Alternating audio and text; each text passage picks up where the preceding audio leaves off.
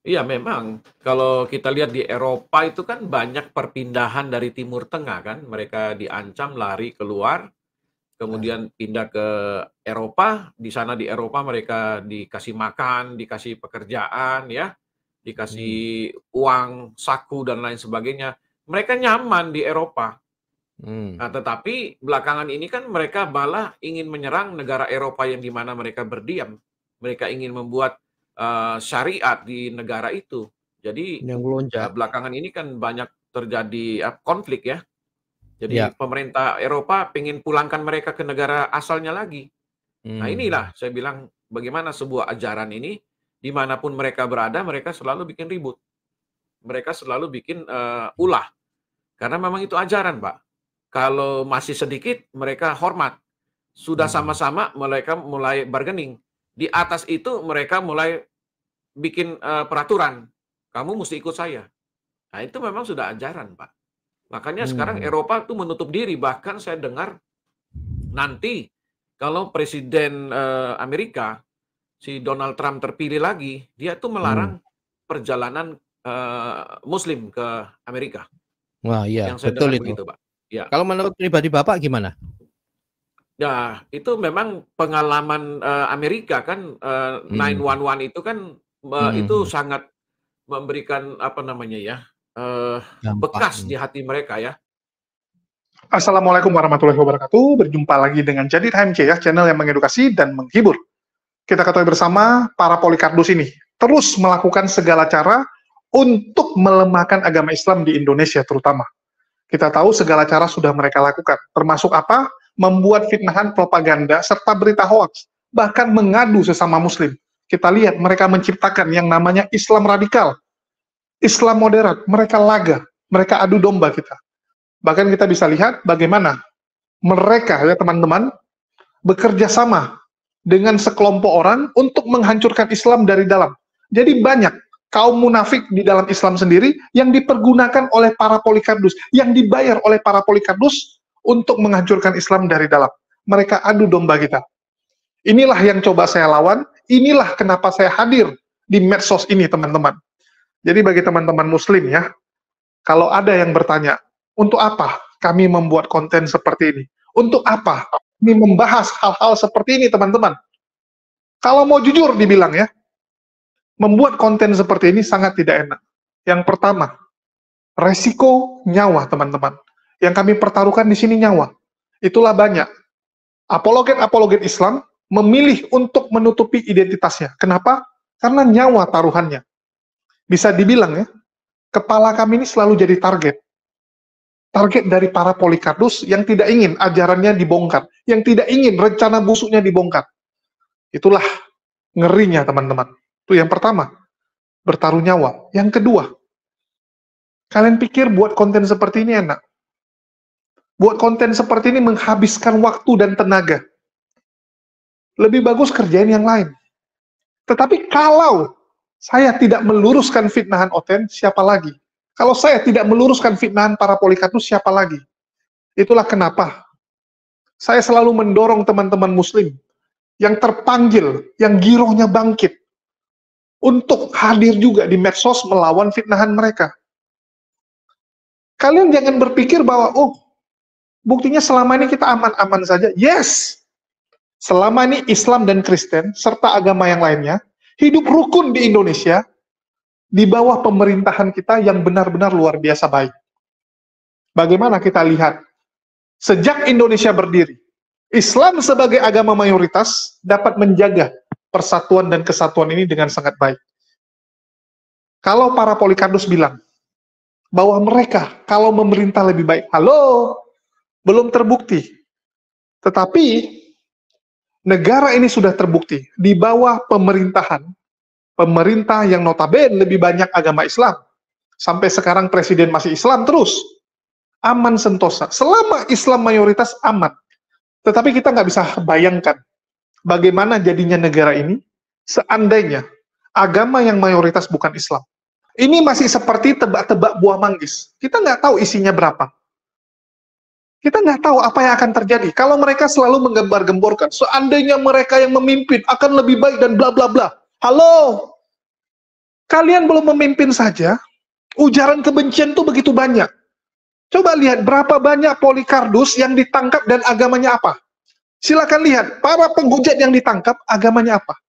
Itu yang pertama. Terus kita lihat yang kedua. Bagaimana doktrin kebencian itu ditanamkan. Kita lihat bagaimana persepsi mereka kepada kita. Ini yang harus teman-teman garis bawahi, teman-teman ketahui. Bagaimana pandangan mereka kepada Islam. Ini yang penting.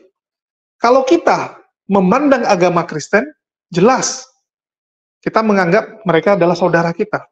Mereka adalah orang-orang yang tersesat menurut kita.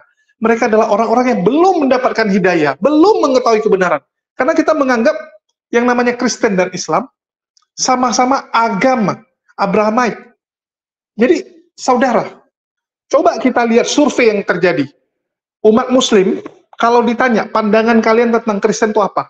Pasti, jawaban tertinggi adalah mereka menyembah Yesus. Yang kedua, ya, Tuhan mereka 3. Pasti seperti itu.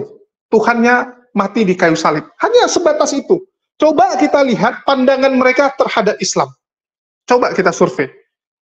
Bagi para Polycarpus, pendeta-pendeta seperti Mel Atok, Andre Tunggal, kalau kalian tidak percaya yang saya sampaikan, yuk kita ketemuan, kita sama-sama random, kita survei apa yang terjadi di masyarakat, bagaimana pandangan di masyarakat. Kalau orang Kristen awam ditanya pandangan mereka tentang Islam, kalian tahu nggak jawabannya apa? Tukang bom, nabinya pedofil, ya. Terus apa? Sadis. Itu yang ada di pandangan mereka terhadap kita. Beda sekali. Kalau kita oke lah, ada segelintir orang yang mungkin menganggap agama Kristen itu ya kurang baik. Tapi itu hanya kecil. Tapi mereka menganggap kita itu sangat mengerikan, teman-teman. Islam dianggap agama yang barbar, sadis. Dan ini kita nggak bisa salahkan, karena ini hasil propaganda yang terus dilakukan oleh Polycarpus di media. Kenapa orang Kristen bisa memandang jelek agama Islam? Karena propaganda yang terus ditampilkan di media. Ini yang kita lawan. Kalian bisa lihat ya, bagaimana negatifnya mereka melihat kita.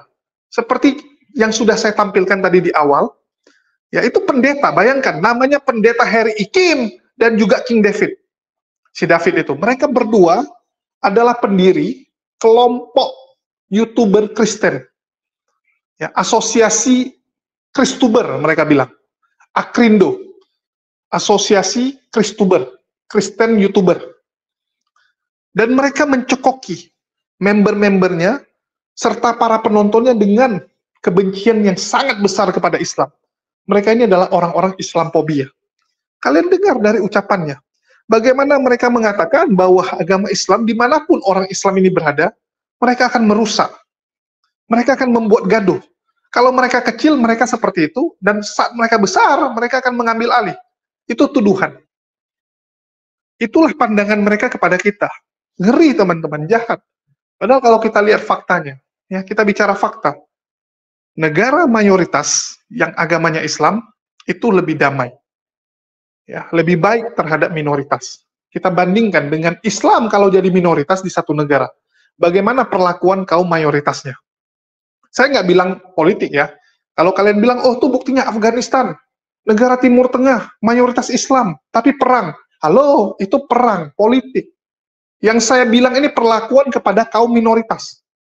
Bagaimana yang mayoritas Islam memperlakukan minoritas agama lain. Begitu juga sebaliknya. Kita nggak bahas politiknya, kita bahas bagaimana memperlakukan agamanya. Ini biar kalian tahu. Untuk itulah saya selalu mencoba meluruskan fitnahan-fitnahan mereka. Kalian lihat pandangan mereka begitu buruk terhadap kita. Itulah kenapa banyak orang-orang Kristen yang setelah menonton channel Polycarpus, mereka ikutan berubah menjadi laskar Polycarpus, menjadi orang-orang yang membenci Islam. Karena memang ditanamkan. Channel-channel Polycarpus terus menanamkan kebencian kepada penontonnya. Supaya mereka benci kepada agama Islam. Supaya mereka kesal. Supaya mereka jijik. Supaya mereka akan melawan agama Islam. Tujuannya apa? Makin mereka benci agama Islam, makin dianggap pahlawan para Polycarpus. Kalian lihat bagaimana Ki Ahmad, seorang penghujat itu dianggap pahlawan sama mereka. Disokong. Ki Ahmad butuh duit. Ayo, transfer. Ki Ahmad lagi begini. Yuk, bantuin. Penghujat dianggap pahlawan sama mereka. Bayangkan teman-teman. bagaimana Saifuddin itu juga dianggap sebagai pahlawan. Padahal kita tahu kelakuannya, apa yang sudah dia lakukan demi kekristenan. Nggak ada sebenarnya. Yang ada dia merusak, memperburuk citra Kristen. Mereka ini Polycarpus, dan saya selalu menekankan, ini Polycarpus. Walaupun ada sebagian teman-teman muslim nggak setuju, mereka bilang, ini ajarannya bang, ini ajarannya.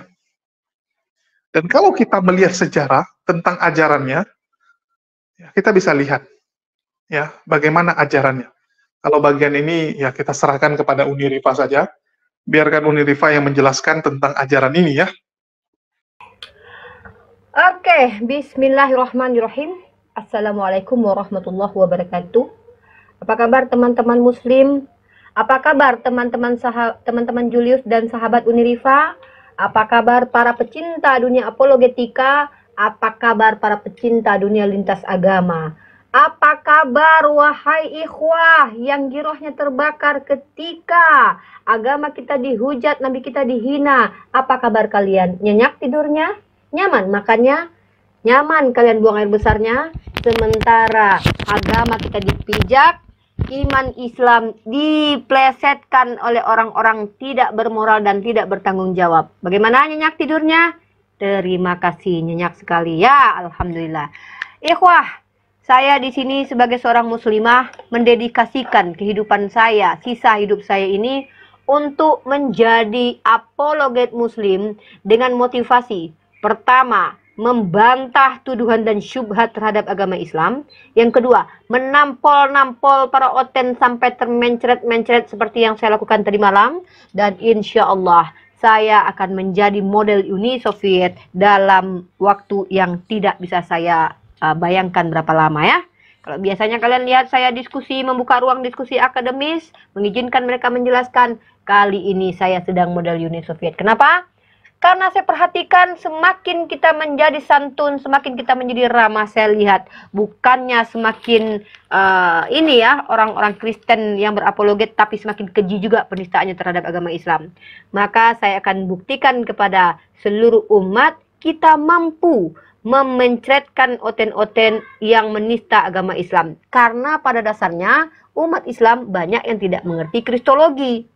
Nah, kalau kita ingin menjelaskan agama Islam kepada penyesat, itu pekerjaan sia-sia. Surah Al-Baqarah ayat ke-6. Bismillahirrahmanirrahim. Innalladzina kafaru sawa'un 'alaihim a'anzartahum am lam tunzirhum la yu'minun. Sama saja bagi mereka. Diberikan petunjuk atau tidak, mereka tidak akan beriman. Bagaimana dengan para yang tersesat? Bedakan yang tersesat. Maka yang tersesat itu gunakanlah Utu ila sabil rabbika bil hikmah. Berikan hikmah kepada mereka. Itulah tugas kita para dai, para pendakwah kristologi untuk memberikan hikmah-hikmah kepada mereka. Lalu bagaimana? Islam juga ajarkan, ketika kalian diserang, maka kalian boleh menyerang balik. Dalilnya mana? Telah dibenarkan kalian berperang ketika kalian diperangi. Saya menganggap bahwa para apologet Kristen bukan lagi mereka para akademisi, bukan lagi mereka para pembelajar, tapi mereka adalah penyerang. Mereka menabuh genderang perang dengan saya, dengan kita umat Islam. Maka ketika mereka memerangi kita dengan pemikiran, maka kita siap tempur dengan apa? Bantai mereka dengan pemikiran juga, ya. Kita bantai dengan pemikiran juga sesuai setimpal dengan apa yang mereka lakukan. Bahkan kita tidak perlu menghujat Tuhan mereka, tapi kita buktikan bahwa sejatinya mereka adalah umat penghujat Tuhan, ya. Dengan apa? Dengan data mereka. Tidak perlu kita tafsir, tidak perlu kita framing, tidak perlu kita pelintir. Bacakan kitab suci mereka, tanyakan kepada mereka, maka yang kalian temukan adalah jawaban mutar-mutar. Jawaban yang tidak akan pernah berujung, ya. Karena memang mereka ini mendapatkan pengajaran dari manusia, tentu butuh konsep-konsep baru untuk membenarkan ajaran mereka. Kali ini, basic saya melakukan counter attack pada siang kali ini adalah dengan adanya berkali-kali, tadi saya sempat masuk di roomnya Bang Faruk Sianipar, saya sempat record ya, bahwa umat Kristen ketika sudah terbentur, sudah mentok dengan dalil-dalil yang kita tunjukkan, yang mereka lakukan apa? Mereka mengatakan bahwa umat Islam ini adalah umat yang kejam, melarang mereka mendirikan gereja, kita dikatakan intoleran, umat Islam ini adalah umat yang tidak baik kepada orang non-agama, kepada orang yang tidak seagamanya. Maka apakah betul seperti itu? Apakah betul seperti itu? Saya, Rifayah Diputri, bertanggung jawab membuktikan bahwa mereka sebenarnya penipu. Mereka sebetulnya pendusta. Pertama, saya bertanggung jawab menjelaskan agama saya. Saya tidak perlu panjang kali lebar, tidak perlu lompat-lompat kodok, tidak perlu kayang-kayang untuk menjelaskan, membantah tuduhan mereka. Kalau kita bicara pengajaran, tunjukkan datanya, tunjukkan pengajarannya. Apakah betul Islam itu agama yang intoleran? Maka berikan dalil-dalilnya. Saya akan menunjukkan betapa Islam adalah agama yang sangat toleransi. Ya, dengan data apa? Ini saya berikan datanya. Oke, saya langsung saja to the point ya. Ntar guys, kita pakai data, mereka pakai cocongortologi ya. Ntar ya, sabar teman-teman. Saya kelemahan saya di sini, kalau buka data itu saya tidak bisa cek kayak si Kores itu. Saya itu agak lambat. Sabar ya, si Julius biasanya nggak sabaran ini. Oke, baik. Bismillahirrahmanirrahim. Pertama sekali saya akan menunjukkan bahwa kita tahu ya, dalil yang sangat kita selalu gaungkan adalah bahwa di Islam itu diajarkan la ikraha fiddin. Ingat, la ikraha fiddin. Itu adalah dalil yang selalu kita bawa. Tapi apakah cuma sampai di situ? Apakah hanya satu itu saja? Dalil la ikraha fiddin? No. Mari kita lihat teman-teman dalam Al-Qur'an surah Yunus ayat ke-99 ya. Quran surah Yunus ayat 99. Aduh, ini kok bahasa Inggris? Ini Quran.com ini. Ya. Nah, dalam surah Al-Baqarah ya, kalau Al-Quran mengajarkan kita dalam ayat 256 ya. Ini kayak saya langsung ke Al-Quran aja, nggak usah bertele-tele ya. Nggak usah bertele-tele, apalagi dalam hadis. Nanti saya tunjukkan dalam hadis. Jangan ada paksaan dalam beragama. La ikraha fiddin. Karena kebenaran jelas menonjol dari kepalsuan. Maka barang siapa meninggalkan Tuhan-Tuhan palsu dan beriman kepada Allah, niscaya dia telah memegang pegangan yang paling kuat. Indah sekali bahasa Al-Quran ya. Nggak ada pakai bahasa-bahasa kotor, pakai kunarion, dan bla bla bla bla. Nggak ada kayak gitu. Tapi sangat indah. Lanjut. Kita tunjukkan lagi. Mana ini tadi? La grafidin. Sekarang kita lihat dalam surah Al-Baqarah 256. Catat ayat-ayatnya teman-teman, ini penting buat teman-teman semua. Dalam surah Al-Baqarah juga ayat yang ke-40 ya. Yang ke-40 nih, masih Al-Baqarah ayat ke-40. Lihat nih ayat ke-40. Aku mau mahir pegang-pegang data ini biar cepet-cepet aku nih. Cep gitu kan enak. Kita baca dalam surah Yunus ya. Kalau kita lihat dalam surah Yunus, teman-teman silakan di cross check Yunus. Di dalam surah Yunus kalian akan menemukan ayat yang sangat indah ini ya. Nih. Kita baca di sini. Ayat ke-99, kalian baca di sini. Seandainya Tuhanmu menghendaki wahai Nabi, pastilah beriman seluruh manusia di muka bumi semuanya. Lalu apakah Anda akan memaksa orang untuk menjadi beriman? Nah, inilah Nabi Muhammad itu diperintahkan untuk tidak memaksa orang lain beriman. Ini. Ya, para nabi itu diperintahkan untuk tidak memaksakan. Ya. Ya, Cak Sol, memang aku tuh buka data emang kurang cepat karena aku sendirian. Aku bukan kayak Kores yang jep gitu. Bisa aku kayak gitu. Memang manusia kan punya kekurangan. Ya sabar aja lah. Kalau nggak sabar kalian ya sudah. Ya. Ini Al-Baqarah ayat ke-6. Emang agak lambat aku buka ini loh, Jo. Kenapa ya? Surat Yunus, surah Al-Baqarah ayat ke-6. Kita baca lagi. Apalagi kalau udah pakai link bahasa Inggris ini. Kesel kali aku loh translate-nya lagi. Nah, kita lihat ini. Ya, dalil yang saya bawa tadi ya, Al-Baqarah ayat ke-6. Kita tidak perlu memaksakan mereka, walaupun kita beri petunjuk, mereka tidak akan beriman. Ini adalah ayat-ayat toleransi dalam Al-Quran. Nah, sekarang kita masuk. Apakah betul Islam adalah ajaran yang tidak toleransi? Maka kita lihat bagaimana umat Islam di dunia. Bahwa negara, Mungkin teman-teman pernah lihat satu YouTube di mana salah satu orang-orang di radio itu menjelek-jelekan Arab Saudi ya. Dia menjelek-jelekan Arab Saudi lalu mengatakan bahwa Arab Saudi itu tidak lebih baik daripada Amerika Serikat. Tapi orang yang bersaksi sebagai orang Kristen berbicara tentang tinggal di Arab Saudi itu lebih nyaman, lebih damai. Itu ada, nanti saya tidak perlu tunjukkan datanya, nanti kita kena ban karena itu kan kesaksian orang ya. Nah, sekarang kita masuk ke dalam kitab sucinya orang Kristen. Apakah betul ajaran mereka toleransi? Saya akan bantah itu semuanya. Ingat ya, mereka percaya bahwa Tuhan Bani Israel itu adalah Tuhan mereka juga. Tuhan yang ada di dalam kitab Perjanjian Lama ada Tuhan mereka, Tuhan Tritunggal.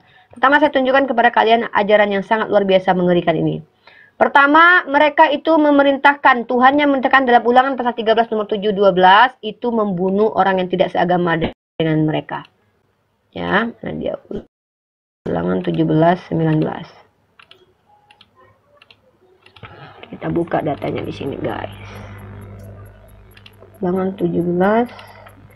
Iya, aku belum terbiasa pakai dan apa gini loh. Belum terbiasa pegang aplikasi-aplikasi ini. Nah, ini. Lah, mana dia kok salah ini, kan? Ulangan pasal 13. Kalian perhatikan ya. Nah, kalau kalian lihat perikopnya, nggak ada perikopnya. Nggak ada perikop ya. Nah, kita baca ayat pertamanya. Apabila di tengah-tengahmu muncul seorang nabi atau seorang pemimpi, dan ia memberitahukan kepadamu suatu tanda atau mukjizat, dan apabila tanda atau mukjizat yang dikatakannya kepadamu itu terjadi, dan dia membujuk mari kita mengikuti Allah lain yang tidak kau kenal, dan mari kita berbakti kepadanya, maka janganlah engkau mendengarkan perkataan nabi atau pemimpi itu, sebab Tuhan Allahmu mencoba kamu untuk mengetahui apakah kamu sungguh-sungguh mengasihi Tuhan Allahmu dengan segenap hatimu dan dengan segenap jiwamu. Tuhan Allahmu harus kamu ikuti, kamu harus takut akan dia, kamu harus berpegang pada perintahnya, suaranya harus kamu dengarkan. Kepadanya harus kamu berbakti dan berpaut. Ayat kelima. Nabi atau pemimpi itu telah membawa kamu keluar dari nabi atau pemimpi itu haruslah dihukum mati. Pertama ya. Nah, harus membunuh orang yang mengaku nabi. Tapi Kristen tidak jalankan itu. Pertama itu, karena ia telah mengajak murtad. Artinya ada nabi, misalnya kayak Luga Tambunan. Luga Tambunan itu kan berbeda dengan doktrin Kristen. Itu harus dibunuh itu. Ya, karena dia mengaku nabi. Ya, karena ia telah mengajak murtad terhadap Tuhan Allahmu yang telah membawa kamu keluar dari tanah Mesir dan yang menebus engkau dari rumah perbudakan dengan maksud untuk bla bla bla. Nanti kita lanjut di ayat ke-13. Ini poin saya nih. Ayat ke-13 ayat 6-nya nih. Ini poinku ini. Nah, ini ya, pertama teman-teman ya, yang dibunuh itu bukan cuma murtadin, tapi misionaris juga harus dibunuh ya. Apabila saudaramu laki-laki, anak ibumu, atau anakmu laki-laki, atau anakmu perempuan, atau istrimu sendiri, atau sahabat karibmu membujuk, engkau diam-diam katanya, mari kita berbakti kepada Allah lain. Nah, pertanyaan saya, mereka ini tahu ya, kalau Tuhannya Bani Israel itu menurut mereka Yesus. Maka kalau ada orang Hindu, orang Buddha, orang Islam terus dihukum mati. Ya, karena tidak menyembah kepada Tuhan mereka. Ya, jadi ini yang dimaksud dengan ajaran yang tidak toleransi. Bagaimana dengan Islam tadi? La ikraha fiddin. Kita bandingkan dengan Islam, ya. Kita bandingkan dengan Islam tadi, ya. Pertama Allah peringatkan bahwa nih, ini dia. Nih, kita bandingkan dengan ayat ini. Seandainya Tuhanmu menghendaki, wahai Nabi, pastilah beriman seluruh manusia di muka bumi semuanya. Lalu apakah Anda akan memaksa orang untuk menjadi beriman? Nih, ajaran Islam. Lalu bagaimana dengan ajaran mereka? Ajaran mereka memaksa. Karena kalau tidak beriman kepada Tuhan Bani Israel harus dihukum mati. Ini ajarannya. Ini kalau seandainya diaktualisasikannya sekarang kayak mana? Ini gimana coba? Ini menjadi ajaran yang tidak toleransi.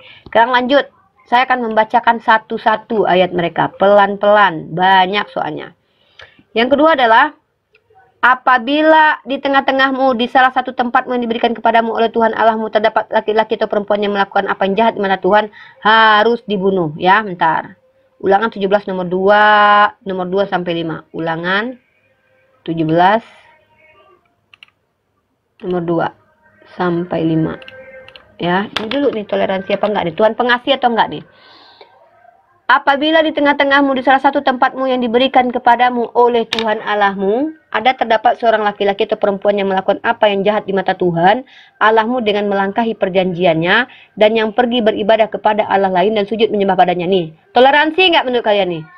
atau kepada matahari atau bulan dan segenap tentara langit hal yang telah kularang itu, dan apabila hal itu diberitahukan atau terdengar kepadamu, maka engkau harus memeriksanya baik-baik. Jikalau ternyata benar dan sudah pasti bahwa kekejian itu dilakukan di antara orang Israel, maka engkau harus membawa laki-laki atau perempuan yang telah melakukan perbuatan jahat itu keluar dari pintu gerbang, kemudian laki-laki atau perempuan itu harus kau lempari dengan batu sampai mati.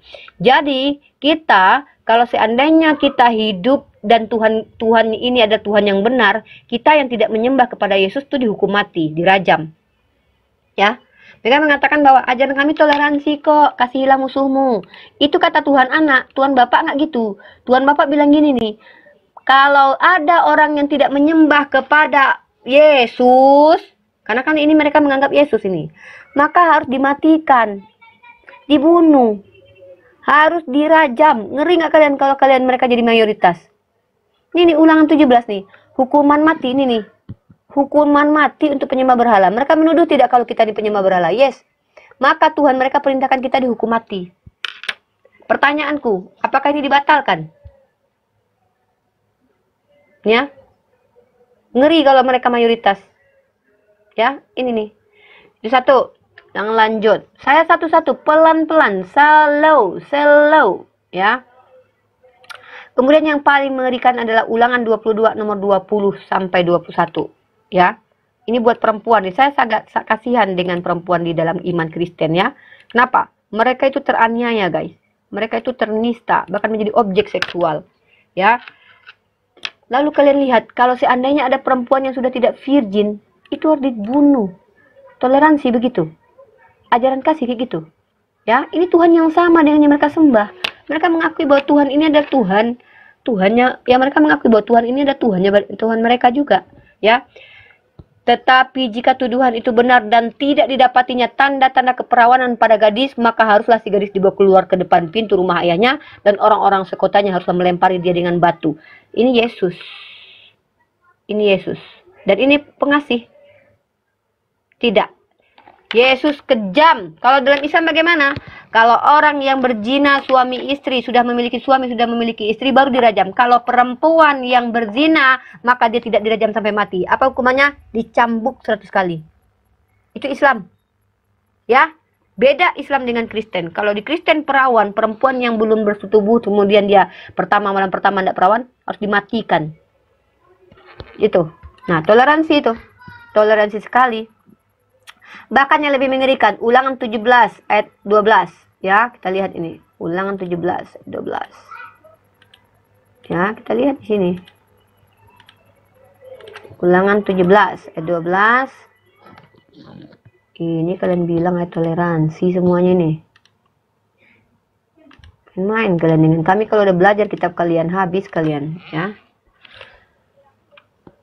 Orang yang berlaku berani dengan tidak mendengarkan, ini paling aneh ini nih. Bayangkan ya, kalau ada orang yang nggak ikut kata imamnya, ya, kalau kita nggak ikut imam Yahudi, orang yang berlaku terlalu berani dengan tidak mendengarkan perkataan imam yang berdiri di sana sebagai pelayan Tuhan. Nih bayangkan kalau nggak ikut kata pendeta ini, dia kalau nggak ikut kata imamnya, mereka kan punya imam tuh, oten-oten. Ataupun perkataan hakim, hakim nggak diikuti, maka orang itu harus mati. Mampus. Waduh, ini kalau ada orang mengaku imam, mengaku hakim, diurapi oleh Tuhan, lalu berkata-kata, nggak diikuti, mereka pakai Ulangan 17 dan 12 ini, mati kalian semua. Toleransi ini. Mati hukumannya. Parah nggak ini? Tidak ikut kata imam aja mati hukumannya. Demikianlah harus kau hapuskan yang jahat itu dari orang Israel. Mengerikan, bah. Ini kelakuan siapa ini? Kelakuan Allah. Bukan. Allah tidak pernah seperti ini. Bahkan kata Allah, jangan kalian percaya kepada kemaksiatan. Kalau ada bahkan dia imam sekalipun, kalau dia mengajak maksiat, jangan kalian ikuti. Ya. Bahkan Keluaran pasal 22 nomor 18. Parah kali ini. Ini buat kalian-kalian para peramal ya, para cek kodam ya. Para kalian pembuat cek kodam, siap-siap kalian dibantai sama Oten. Siap-siap kalian dibantai sama Oten. Dalilnya ada loh. Ya. Keluaran pasal 22 nomor 18. Kalian yang suka cek kodam, peramal-peramal. Kalian Sebentar lagi kalian akan didatangi sama laskar-laskar Oten. Ya. Seorang ahli sihir perempuan janganlah engkau biarkan hidup. Kalian yang cek kodam selama ini, itu bakalan dijadikan sasaran kematian. Siapa yang ngajarin? Tuhannya Bani Israel. Keluaran 22 nomor 18. Nih, jangan berani-berani kalian cek kodam lagi. Habis kalian nanti. Serius. Takut saya, malu saya mengatakannya. Nah, kemudian peramal-peramal. Imamat pasal 20 nomor 27. Peramal ini, kalian yang meramal-ramal tarot-tarot itu, ya, kartu tarot-tarot itu, siap-siap kalian. Ya, nggak ada toleransinya nih. Ini perintah ini. Perintah oleh Tuhan Tritunggal kata kiamat ini. Ya, Tuhan Tritunggalnya kiamat yang ngajarin ini. Kan si kiamat bilang, itu Tuhan Tritunggal kita katanya. Ya kan, tadi malam si kiamat lemes suaranya. Lemes banget kiamat tadi malam. Kayak gitu Rifa, kayak gitu katanya. Sampai keluar moncong kawan-kawannya. Senang kali aku tadi malam, ya. Bila seorang laki-laki berzina dengan istri orang lain, yakni berzina dengan istri sesamanya manusia, pastinya kedua dihukum mati. Nah kan ini ayatnya nih. Tapi pertanyaannya, kenapa Daud nggak dihukum mati? Jadi Tuhannya pilih kasih, guys. Kalau orang lain mati kan, kalau Daud enggak. Daud yang dibunuh anak asli jinahnya. Ini nih, agak lain memang Tuhannya orang Kristen nih. Kalau Daud, kenapa? Alasannya cuma satu kayaknya. Kenapa Daud dibiarkan berzina? Karena Tuhan bakalan lahir di situ nanti. Tuhan akan lahir di situ. Jadi makanya Daud nggak apa-apa berzina gitu. Yang dibunuh adalah itunya. Ya, yang dibunuh adalah anak asli jinahnya. Nah, lalu kita lanjut lagi nih ayat-ayat kejam nih.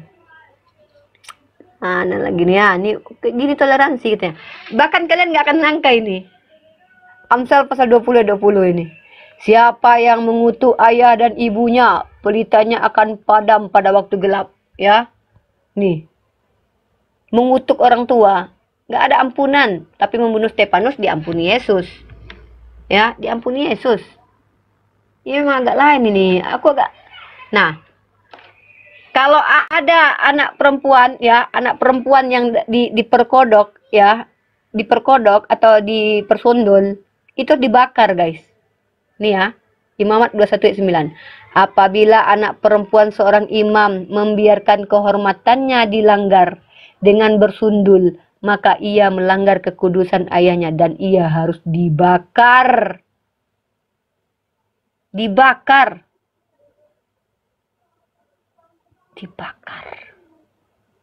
Ini Yesus ini. Waduh. Ini Yesus ini. Ajaran toleransi ini, guys. Yesus ini dulunya nggak toleransi, aku bilang. Nah, satu lagi nih. Kalian lihat ini ya. Satu lagi nih, yang lebih parahnya. Ya, bentar. Saya kasih kalian data. Kalau nggak boleh beragama lain itu nggak boleh. Tuhannya Bani Israel itu nggak ngizinin beragama lain. Ya. Mari kita lihat ayat-ayatnya. Saya lagi semangatnya mengkaji Bible lagi nih. Kemarin udah lama nggak baca. Sekarang baca lagi nih. Waduh, sekali baca ketemu ayat-ayat kayak gini lagi kan. Terkejut lah aku. Wah. Tawarik 15 12 ayat 3. 2 Tawarik 15. Ya, mana ini? Nah. Kita lihat semuanya. Dari ayat 12. Ini kalian lihat ini. Ini. Ya, nah, ini nggak boleh beragama selain agama mereka, guys. Ini Tuhannya Tritunggal Oten nih. Mereka mengadakan perjanjian untuk mencari Tuhan. Nah, ini toleransi kali ini. Islam apa katakan Islam? La ikraha fiddin. Apakah engkau ingin memaksakan agamamu ya Muhammad ya Nabi? Dalilnya mana? Ini dalilnya tadi. Ya, kita bandingkan ini. Seandainya Tuhanmu menghendaki wahai Nabi, pastilah beriman seluruh manusia di muka bumi semuanya. Lalu apakah Anda akan memaksa orang untuk menjadi beriman? Ya enggak. Kenapa? Karena innalladzina kafaru sawa'un 'alaihim a'anzartahum am lam tunzirum la yu'minun, kata Allah. Jadi kita enggak boleh paksa-paksa. Bagaimana dengan Tuhan yang oten? Mereka mengadakan perjanjian untuk mencari Tuhan ala nenek moyang mereka dengan segenap hati dan jiwa. Setiap orang, baik anak-anak ataupun orang dewasa, baik laki-laki ataupun perempuan yang tidak mencari Tuhan ala Israel. Kalau kita nggak nyari Tuhannya, guys, harus diapakan? Harus diapakan ini? Tapi ini kita diperintahkan mencari Tuhan mereka. Tapi masalahnya Yesus itu dia yang milih-milih. Banyak yang terpanggil, sedikit yang dipilih. Agak bingung kita ini. Mana yang betul ini? Dicari atau nggak dicari nih Tuhannya nih? Kita cari Tuhannya. Tuhannya yang milih-milih. Sedikit banyak yang terpanggil, sedikit yang dipilih. Nggak dicari Tuhannya. Suruh hukum mati. Agak serba salah memang kita nih kalau Tuhannya kayak gini nih. Mana apa mau Tuhannya ini? Nggak dicari, dihukum mati. Dicari, dia yang pilih. Ini toleransi banget ini. Ya, toleransi banget ini. Ya, ulangi ya. Mereka mengadakan perjanjian untuk mencari Tuhan, Allah nenek moyang mereka dan segenap hati dan jiwa. Ini nih, kita fokus di ayat 15 ini nih. Nih, fokus di ayat 15 nih. Ya. Setiap orang, baik anak-anak atau orang dewasa, baik laki-laki atau perempuan yang tidak mencari Tuhan Israel, harus diapa? Dihukum mati. Ini siapa? Tuannya Oten. Astagfirullah. Makanya nanti kubuktikan secara realitas ya. Bahkan Tuhannya teman-teman Kristen ini sebelum jadi manusia, sebelum dibaptis di Sungai Yordan, itu membunuh itu nggak kaleng-kaleng, bukan karena kejahatan, tapi gara-gara orang penasaran dia bunuh. Dia bunuh orang gara-gara penasaran. Dan ia membunuh beberapa orang Bet Semes karena mereka melihat ke dalam tabut Tuhan. Ngintip coy. Ini manusia cuma ngintip karena penasaran ini. Tuhan kok kayak gini? Ngintip kok. Ia membunuh 70 orang. Waduh. Rakyat itu berkabung karena Tuhan telah menghajar mereka dengan dahsyatnya. Padahal kesalahannya cuma ngintip. Aduh. Daud ngambil bini orang, ngintip orang mandi kok gak dibunuh sama Tuhan gitu. Tapi ini kok ngintip kok mati. Kayak piye kok cuman tabut diintip meninggal. 70 orang. Lagi giliran Daud ngintip bini orang. Tuh, bahasnya apa tuh? Nanti dijawab. Kalau Daud ngintip bini orang terus dipakai seki dibapap sampai punya anak lah. Ndak dibunuh lah dalah. Gak dijawab piye toh? Ya kose, aku lagi Ya, pengajian nyambung. Aku ki lagi penginjilan. Oh, Lah pengajian, tiba-tiba giliran di sini kok Tuhan Tritunggalnya yang belum jadi manusia. Malah orang ngintip dibunuh 70. Iki toleransi macam apa tuh, rek? Bahkan yang memegang sedikit aja. Sambung oleh ta. Aduh, diam dulu sambung dong. oleh Nanti kamu ya. Oh, Saya cuma minta dibantah aja. Kalau nggak ada yang bisa bantah ya udah. Kasihan ini si Uza ini. Si Uza ini kasihan banget loh. Ketika mereka sampai ke tempat pengirikan Nahon, maka Uza mengulurkan tangannya kepada tabut Allah itu. Dia cuma megang doang. Dia nggak pernah megang kelaminnya Betseba. Ya, dia cuma megang tabut Tuhan. Aduh, Tuhan. Terhadap Uza, lalu Allah membunuh dia di sana karena keteledorannya. Keteledoran aja manusia bisa meninggal. Tuhan membunuh karena keteledoran manusia. Iki maksudnya opo ya Allah ya Gusti? Iki maksudnya opo? Kok teledorai langsung diblas-blaskan? Giliran Daud lo ngambil bini wong, ora dibunuh. Gara-gara Yesus mau lahir di situ. Gara-gara Yesus bakalan lahir di keluarga Daud. Daud ndak apa-apa nek megang kelaminnya Betseba. Nauzubillah min dzalik, Nabi Daudku tidak begitu. Tapi giliran si Uzagur cuman megangin tabut Tuhan langsung meninggoy. Iki toleransi tenan iki, pengasih banget ini Tuhannya. Luar biasa, ini pengasih. Bahkan iki loh, kalian tega nggak baca ini? Tega nggak kalian baca ini guys? Dirikanlah bagi anak-anaknya tempat pembantaian. Ya Allah. Oleh karena nenek moyangnya yang salah, tapi anak-anaknya yang dibantai. Udah. Ini kalau udah ada HAM waktu itu udah pada demo nih rakyat-rakyat di Amerika ini. Yes, mari uni. Siapkanlah tempat Mari. pembantaian Mari, untuk Rom. anak-anak. Diam dulu ah.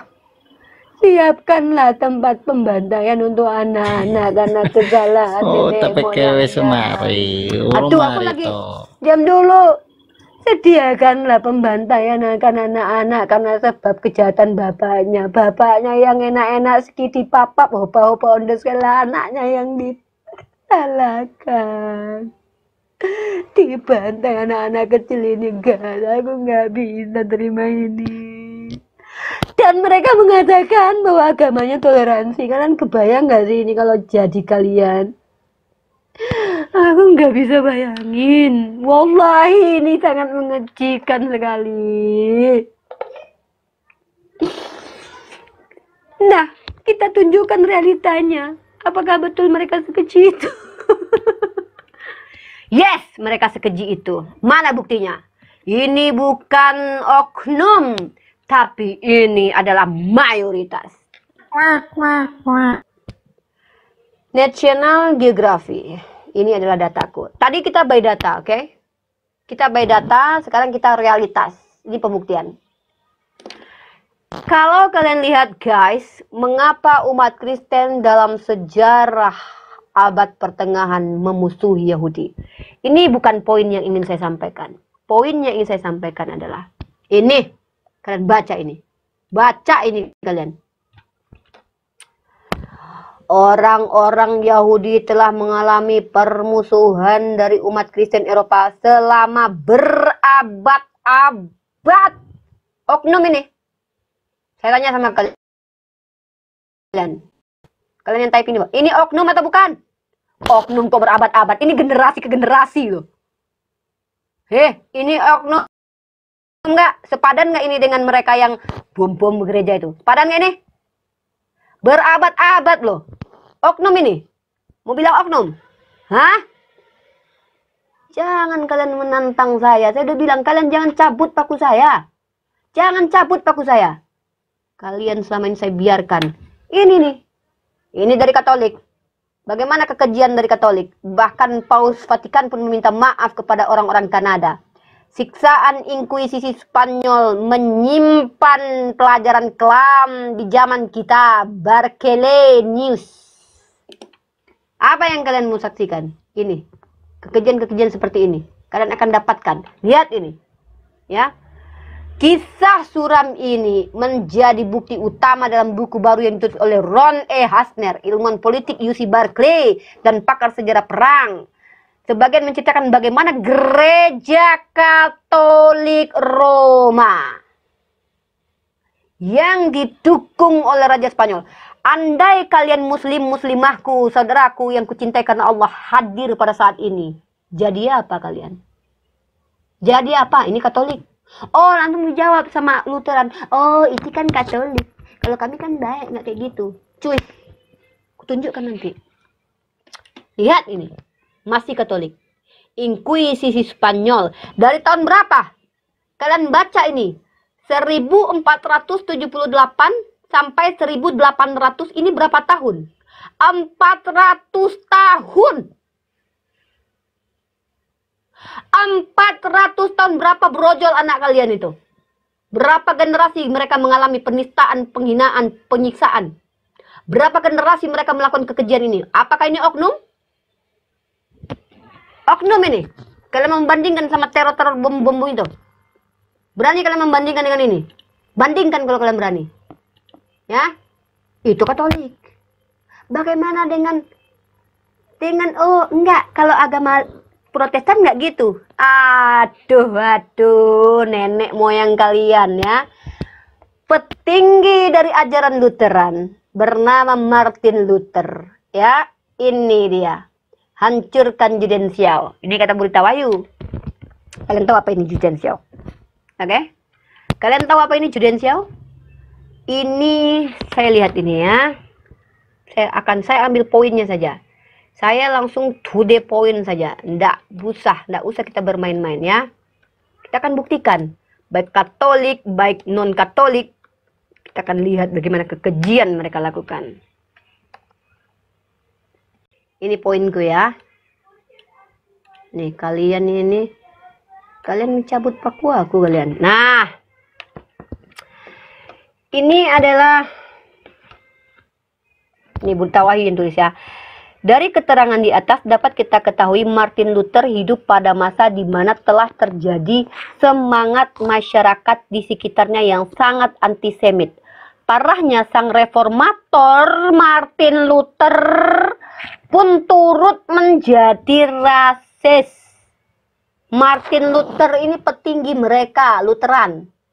Ya, Katolik, Inkuisisi 400-an tahun berabad-abad memusuhi Yahudi.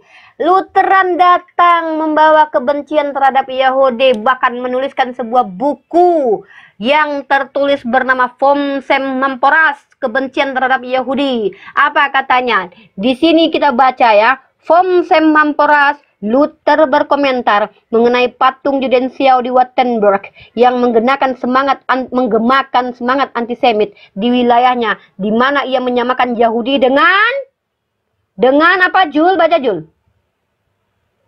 Nggak bisa sih Jul. Dengan iblis. Dan menggambarkan mereka dalam bahasa tidak pantas diucapkan oleh seorang reformator iman. Bahkan asal kalian tahu, apa yang paling parah dari semua ini? Ini kalian baca. Luther berpendapat bahwa orang-orang Yahudi bukan lagi tergolong orang-orang pilihan, tetapi manusia iblis. Terjemahan bahasa Inggris dari buku Vom Sem Memporas pertama kali diterbitkan pada tahun 1992 sebagai bagian dari buku The Jew in Christian Theology. Tulisan dari Gerhard Falk. Falk adalah sejarawan yang melihat tulisan-tulisan Luther memiliki kontribusi antisemitisme dalam wilayah Jerman di zamannya. Bukti Luther membangun semangat antisemitisme di bawah kekuasaan mereka dengan mengerahkan kendali gereja-gereja Lutheran, tadi gereja Katolik, sekarang gereja Lutheran, setempat turut memasukkannya ke dalam khotbah-khotbah. Betapa tulisan-tulisan Luther turut andil dalam kekuatan utama untuk gerakan antisemitisme di Eropa selama berapa? Jawab saya, kalian jangan diam. Oten? Selama berapa tahun antisemit itu? Tunjukkan data serupa Islam lakukan begini. Apa ini? 500 tahun. Oh, ini oknum? Ini oknum? Oknum ini? Oknum. Oh, kalau gini oknum. Ya. 500 tahun terakhir saat ini sedang diperdebatkan oleh para sejarawan, namun demikian jelas bahwa tulisan-tulisannya yang digunakan secara luas oleh Nazi. Tulisan-tulisan Lutheran itu dipakai oleh orang Nazi untuk melakukan Holocaust. Siapa yang bilang? Siapa yang bilang? Umat Islam yang bilang ini? Ini punya umat Islam? No. Ini punya Ibu Rita Wayu. Ini agama toleransi. Oke? Ayat dalil legitimasi saya sudah tunjukkan. Bagaimana dengan Bible yang bukan Rifa. Rifa, saya ini kan Kristen. Kitab Perjanjian Lama itu kan Tuhan sebelum jadi manusia, ya kan? Nah, ini kan Tuhan udah jadi manusia, Rifa. Kami diajarkan kasih musuh, Rifa. Nggak ada lagi kayak gitu, Rifa. Mau bertobat Tuhan kalian? Atau kepribadian ganda? Atau Tuhan anak lebih baik daripada Tuhan Bapak? Mau begitu kalian? Konsekuensinya begitu. Kalau kalian katakan, kan dulu. Ya udah, dulu tuh Tuhannya siapa? Tuhannya Osama bin Laden. Dulu itu. Atau Tuhannya si Amroji. Dulu itu. Dan jangan-jangan Tuhan kalian dulu tuh robot gedek dulu itu Tuhan kalian. Kan bukan. Siapa itu yang melakukan pembantaian keji itu? Nah, yang kedua adalah realitas konkret dari ajaran ini, impact-nya ajaran ini untuk peradaban. Berdasarkan sejarah, kita menemukan bahwa baik Katolik ataupun Lutheran memiliki sejarah kelam masa lalu berabad-abad lamanya. Bagaimana dengan Islam? Saya dapat sejarah Islam nih. Ada juga 400 tahun Islam memang, ya. Tar.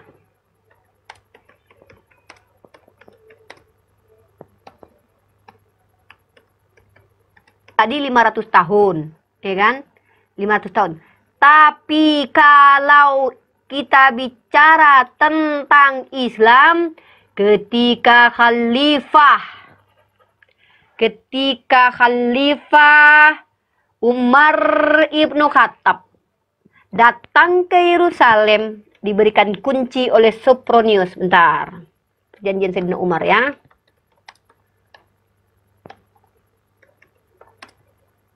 Perjanjian ya, membuat perjanjian dengan Sopronius, perjanjian damai. Berapa tahun?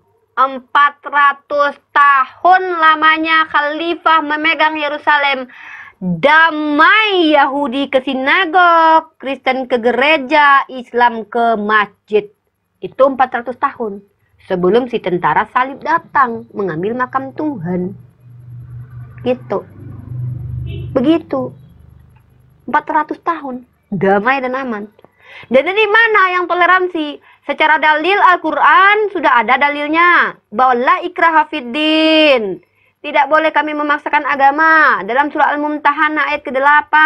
Tidak terlarang kalian berbuat baik. Realitas konkret terjadi secara sejarah. Di mana Sayyidina Umar yang adalah sahabat bagindaku Nabiku Muhammad Sallallahu Alaihi Wasallam masuk tanpa ada darah-darahan ke dalam Yerusalem. Ditemui Sopronius. Diberikan kunci Yerusalem. Lalu dibuat perjanjian bahwa Kristen ke gereja, Yahudi ke sinagog, Islam ke masjid.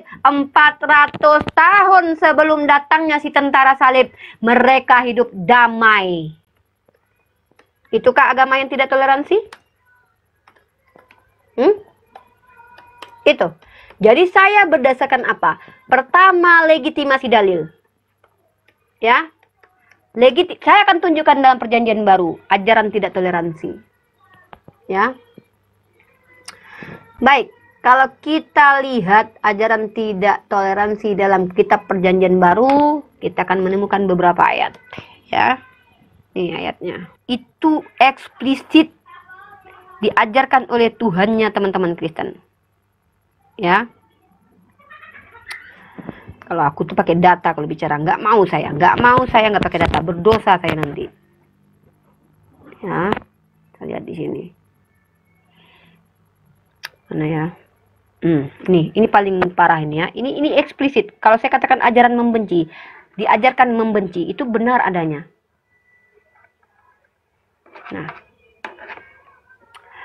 Lukas pasal 14 nomor 26. Jikalau seorang datang kepadaku dan ia tidak membenci bapaknya, jangankan kami umat Islam, bapak kalian aja kalian harus benci. Ibunya, istrinya, anak, saudaranya, laki-laki atau perempuan, bahkan nyawanya sendiri, ia tidak dapat menjadi muridku. Jangankan kami umat Islam, bapak-bapak kalian aja kalian disuruh membenci.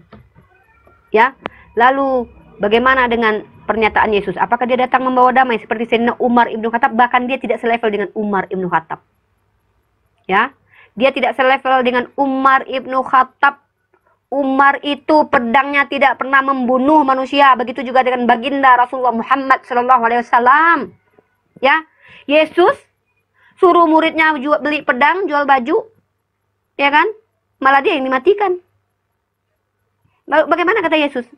Jangan menyangka aku datang membawa damai, melainkan aku datang membawa pedang. Lah buat apa Yesus? Enggak tahu. Buat apa Yesus? Enggak tahu. Kenapa Yesus menyuruh murid-muridnya menjual jubah untuk beli pedang? Enggak tahu. Tak hafal-hafalah, enggak ngerti kita. Kalau Rasulullah SAW itu adalah panglima perang, betul. 27 kali Rasulullah SAW berperang.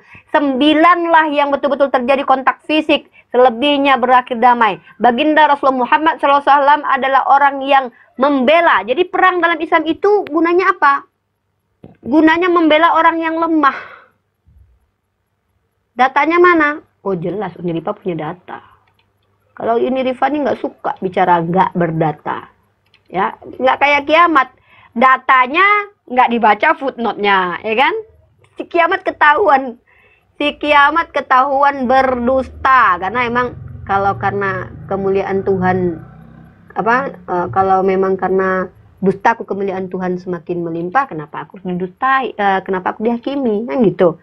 Bacanya aja, tapi footnote-nya nggak dibaca sama dia. Itu si kiamat.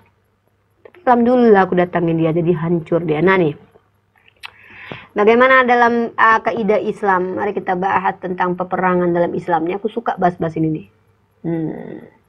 Pertama, Rasulullah SAW itu perang 27 kali, dan perang itu pertama dalam surah Al-Hajj ayat 39. Perang itu diizinkan setelah umat Islam diperangi. Nggak ada ceritanya kalau kita berperang tanpa diperangi. Kita nggak boleh. Kita telah diizinkan kalian berperang kalau kalian diperangi. Ya, itu Islam ajarkan begitu. Ya, lanjut. Bagaimana Islam mengajarkan perang? Perang itu pun ada aturannya.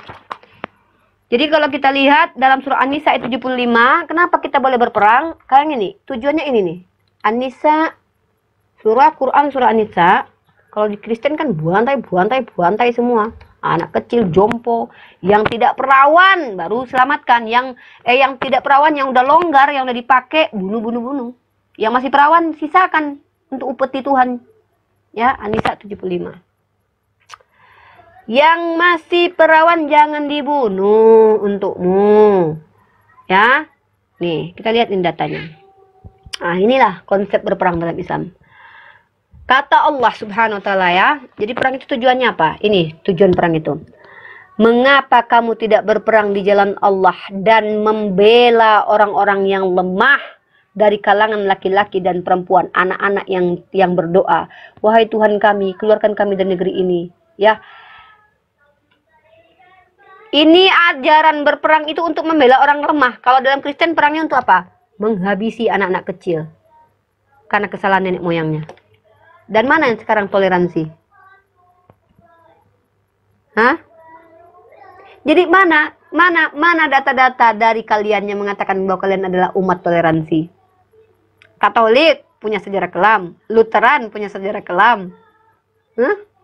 Jadi siapa yang paling toleransi sekarang? Ya, jadi jangan takia lagi di hadapan kami umat Islam. Kami tidak akan pernah bisa. Yesus kalian bilang, oh dia kasih. Iya betul, saya akui dia kasih kepada penjahat.